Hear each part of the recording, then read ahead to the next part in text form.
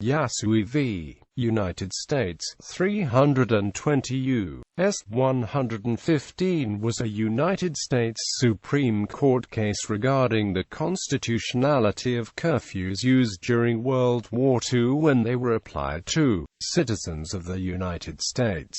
The case arose out of the implementation of Executive Order 9066 by the U.S. military to create zones of exclusion along the west coast of the United States where Japanese Americans were subjected to curfews and eventual removal to relocation centers. This presidential order followed the Japanese attack on Pearl Harbor in 1941 that brought America into World War II and inflamed the existing anti-Japanese sentiment in the country. In the decision, the Supreme Court held that the application of curfews against citizens is constitutional.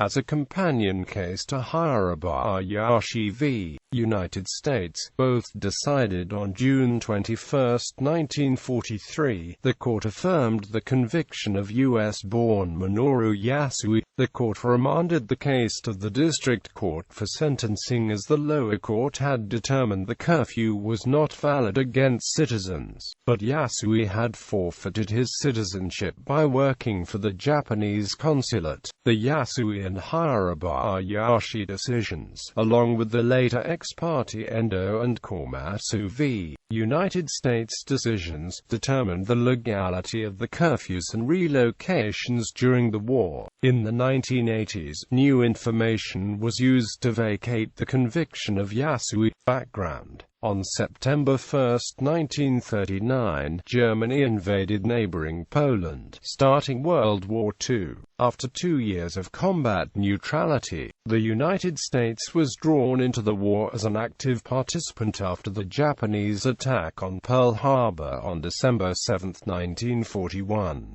U.S. President Franklin D. Roosevelt responded to fears of a fifth column composed of Japanese Americans by issuing Executive Order 9066 on February 19, 1942. This executive order authorized the military to create zones of exclusion, which were then used to relocate predominantly those of Japanese heritage from the West Coast to internment camps inland. On March 23, 1942, General John L. DeWitt, commander of the Western Defense Command, set restrictions on aliens and Japanese Americans, including a curfew from 8 p.m. to 6 a.m. Minoru Yasui was born in 1916 in Hood River, Oregon, where he graduated from high school in 1933. He then graduated from the University of Oregon in 1937, and the college's law school in 1939. Yasui, U.S. Army reservist, then began working at the Japanese consulate in Chicago, Illinois, in 1940, remaining there until December 8, 1941, when he then resigned and returned to Hood River. On March 28, 1942, he deliberately broke the military-implemented curfew in Portland, Oregon, by walking around the downtown area and then presenting himself at a police station after 11 p.m. in order to test the curfew's constitutionality. On June 12, 1942, Judge James L. Jaffe of the United States District Court for the District of Oregon began presiding over the non-jury trial of Yasui, the first case challenging the curfew to make it to court.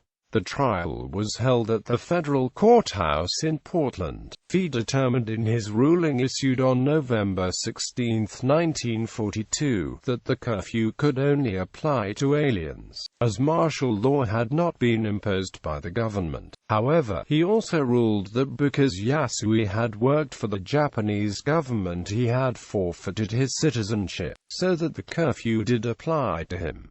He sentenced Yasui to 1 year in jail, which was served at the Multnomah County Jail, and $5,000 fine. This federal court decision with constitutional and war power issues made news around the country. Yasui then appealed his conviction to the United States Court of Appeals for the Ninth Circuit. After arguments in the case were filed, the court certified to question to the Supreme Court of the United States. The Supreme Court then ordered the entire case be decided by that court, removing the case from further consideration by the Ninth Circuit. Decision. The Supreme Court heard arguments in the case on May 10 and May 11, 1943, with Charles Fahey arguing the case for the United States as Solicitor General. Min's defense team included E. F. Bernard from Portland and A. L. Guerin from Los Angeles. On June 21, 1943, the court issued its decision in the case along with the Hirabayashi v.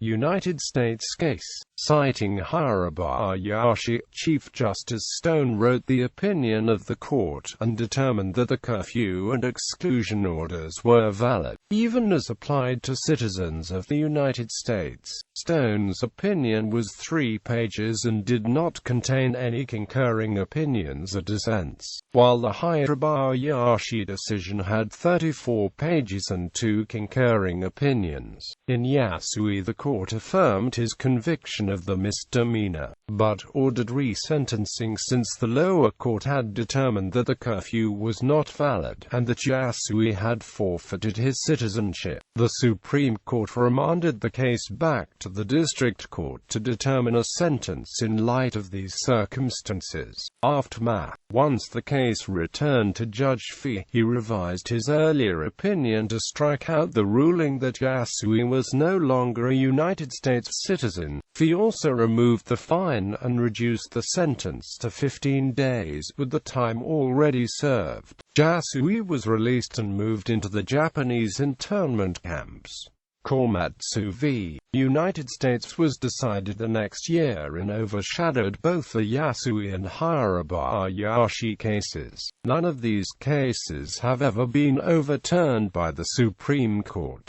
The decisions were questioned by legal scholars even before the war had ended. Criticism has included the racist aspects of the cases and the later discovery that officials in the United States Department of Justice lied to the court at the time of the trial. On February 1, 1983, Yasui petitioned the Oregon Federal District Court for a writ of error coram nobis due to the discovery of the falsehoods promulgated by the Department of Justice. This writ is only available to people who have already completed their imprisonment, and can only be used to challenge factual errors from the case.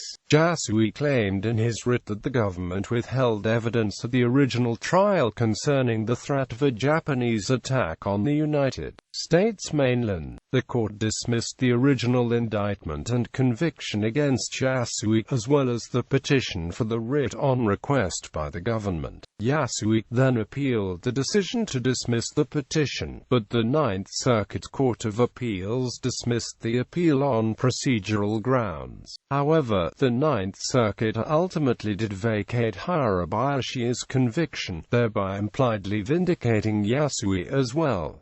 In 2011, the U.S. Solicitor General's office publicly confessed the Justice Department's 1943 ethical lapse in the Supreme Court. Minoru Yasui died on November 12, 1986. Lawyers who represented Fred Komatsu, Gordon Hirabayashi, and Minoru Yasui in successful efforts in lower federal courts to nullify the convictions for violating military curfew and exclusion orders sent a letter dated January 13, 2014 to Solicitor General Donald Verrilli, Jr. In light of the appeal proceedings before the U.S. Supreme in Hedges v. Obama, the lawyers asked Verrilli to request the Supreme Court overrule its decisions in Komatsu, Hirabayashi, and Yasui. If the Solicitor General should not make the request, the lawyers asked that the federal government to make clear the federal government does not consider the internment decisions as valid precedent for governmental or military detention of individuals or groups without due process of law.